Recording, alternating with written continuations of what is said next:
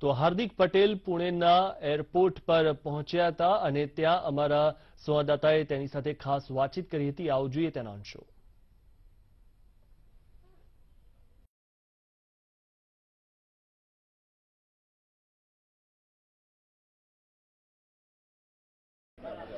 हार्दिक पटेल पुणे पहुंची चुक्या है. આપણે તેમની સાથે જ વાત કરીશું. હાર્दिकભાઈ, જે હિસાબે પુણેમાં છાત્ર સાંસદની અંદર તમે રિઝર્વેશન મુદ્દે દેશભરના વિદ્યાર્થીઓને સંબોધિત કરશો, શું એમ બનાવ્યો છે?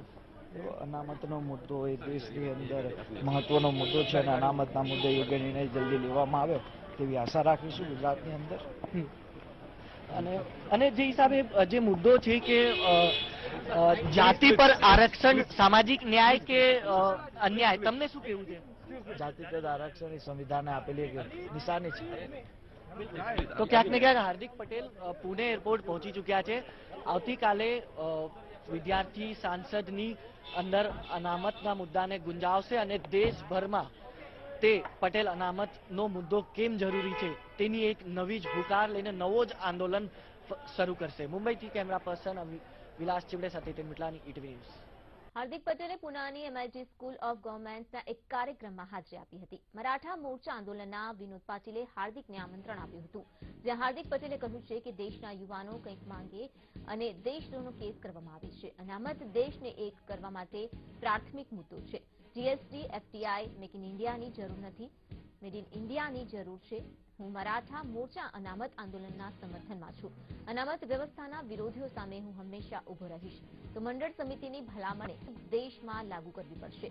સાથે જ ઉમેર્યું હતું કે અમે કોઈ સમાજનો વિરોધ નથી કરી રહ્યા. સૌરાષ્ટ્ર અને મરાઠાવાડમાં ખેડૂતો આત્મહત્યા કરે, અમે અનામતની વાત કરી તો 20 વર્ષથી અમારા યુવાનોને સરકારી નોકરી ઓછી મળે છે. વાયબ્રન્ટના નામે ખેડૂતોની જમીન પચાવી પાડી હાર્દિકે કહ્યું છે કે અનામત માંગવી ગુનો નથી.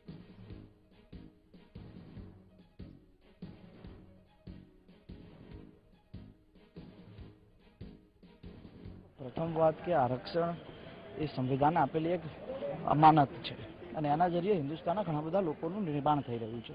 અનામતનો વિરોધ શું કામ કરીએ? ભારત દેશની અંદર જેની જેટલી સંખ્યા છે ને એટલી અનામત આપી શકીએ છીએ અને એક સાચા અર્થની અંદર દેશનું નિર્માણ કરી શકીએ છીએ. એમાં કંઈ ગુનો નથી. હું આશા રાખું છું કે અનામતનો વિરોધ કોઈ ના કરી શકે. હા, એ માગી શકે અને એની અંદર સૌ સાથે મળીને એક સાચા અર્થમાં હિન્દુસ્તાનનું નિર્માણ કરવાનો પ્રયાસ કરીશું. ભાજપના સાંસદ વિઠ્ઠલ રાદડિયાએ હાર્દિકને લઈને આપ્યું છે નિવેદન. રાદડિયાએ કહ્યું છે કે હાર્દિક પટેલના આંદોલનથી ચૂંટણીમાં કોઈ અસર નહીં પડે. તો ખોડલધામનો કાર્યક્રમ લેવા પાટીદારનો કાર્યક્રમ છે. હાર્દિક અહીં આવે કે ન આવે તેનાથી કોઈ ફરક નથી પડતો. અમારા લેવા પટેલ સમાજનું સંગઠન છે. આ કોઈ પાટીદાર પૂરેપૂરા સમાજનું નથી. ફક્ત આમાં લેવા પટેલ સમાજનું અમારું સંગઠન છે. એના જ પૈસાને ફંડ પાડે એવું પૂછ્યું છે. અને કદાચ હાર્દિક આવે તો અમને વાંધો પણ નથી, ના આવે તો પણ મને વાંધો નથી. અને કદાચ આમંત્રિત નથી. હું તો ત્યાં સ્વયંસેવક તરીકે ગયો હતો અને કદાચ ખોડલધામના ટ્રસ્ટીઓ આમંત્રણ આપે ને આવે તો મને કોઈ વાંધો આવી શકે નહીં. તો વિઠ્ઠલ રાદડિયાના આ નિવેદન બાદ હાર્દિકે શું કહ્યું છે આવો તે પણ જોઈ લઈએ. વિઠ્ઠલ રાદડિયાના હાર્દિક પટેલ પર દીધેલા નિવેદન પર હાર્દિકનું શું કહેવું છે આપણે તેમની સાથે જ વાત કરીએ. હાર્દિકભાઈ, જે હિસાબે વિઠ્ઠલ રાદડિયાનું નિવેદન છે, તમારી સૌથી પહેલી પ્રતિક્રિયા શું રહેશે? મેં પ્રતિક્રિયા પહેલાં પણ આપી કે વિઠ્ઠલભાઈ દ્વારા જે નિવેદન આપવામાં આવ્યું હોય એનો પ્રશ્ન હોઈ શકે. અમે લેવા કરવા બધું ભૂલી ગયા છીએ, ત્યાં પાટીદાર છીએ અને એ પણ આવું નિવેદન માં કુળદેવીના સાનિધ્યમાં સારું ન લાગે. બસ. તો ક્યાંક ને ક્યાંક સમાજમાં વર્ગ વિગ્રહ ઉભો કરવાનો પ્રયાસ કરી રહ્યા છે વિઠ્ઠલભાઈ આ નિવેદનથી, એવું લાગે છે? ભાજપ દ્વારા આવા પ્રયાસો થતા રહે છે અને સમાજને તોડવાનું એ લોકોનું કાર્ય હોય છે. આશા રાખું કે સમાજ એક જ છે અને આવા વ્યક્તિ આવા નિવેદન ન કરવા જોઈએ. જે સમાજના જવાબદાર વ્યક્તિ તરીકે વાત કરતા હોય ગમે ત્યારે. સમાજ બધું જાણે છે ને સમાજ તૂટે એમ નથી.